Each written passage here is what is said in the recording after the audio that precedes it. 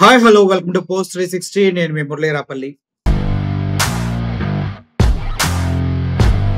అనుకున్నట్లుగానే BJP సాధించింది. ఎందుకంటే ముస్లిం సోదరులు ఎంత వ్యతిరేకించినా, ఇది కరెక్ట్ కాదని వారించినా, కానీ మొండి పట్టుకుపోయి బీజేపీ గవర్నమెంట్ ఏదైతే వక్ఫ్ సవరణ బిల్లుని తీసుకొచ్చిందో ఆ బిల్లు ఆమోదం పొందింది. ఇది ముస్లిం సమాజానికి తీరని లోటు అని అందరికీ తెలిసినప్పటికీ మతతత్వమైనటువంటి ఆలోచనలతో ఇలా చేశారా అంటే అవుననే ముస్లిం వర్గాల నుంచి సమాచారం వస్తూ ఉంది.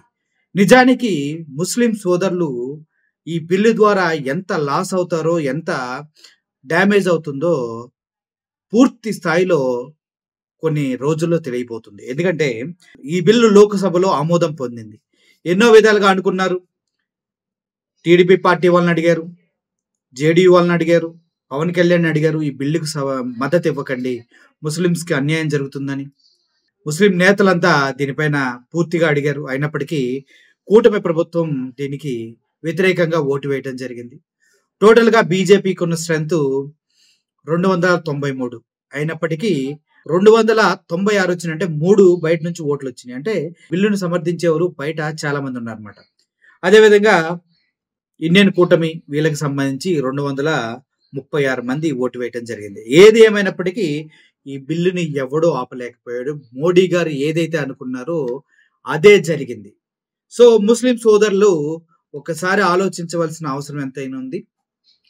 మీకు అన్యాయం జరిగిందా లేదని అడగవలసిన అవసరం మీకు ఎంతైనా ఉంది. ఇక్కడ మతతత్వ కులతత్వం కన్నా కూడా మీ ఆస్తులకు సంబంధించి సెక్యూరిటీకి సంబంధించినటువంటి బిల్ ఇది. ఇది ఆమోదం పొందింది. ఇక పైన మీరు మీ ఆస్తుల్ని అందరితో పంచుకోవాల్సి ఉంటుంది. ఈ విషయంపై మీ మంచి అభిప్రాయాన్ని మాకు తెలియచేయండి. మీ బిల్లుకి ఈ వక్ఫ్ బోర్డుని రక్షించడానికి జగన్మోహన్ రెడ్డి గారు తన సాయశక్తులా ప్రయత్నించారు. తన ఎమ్మెల్యేలు, ఎంపీలు దీనికి వ్యతిరేకమని బహిరంగంగానే చెప్పారు.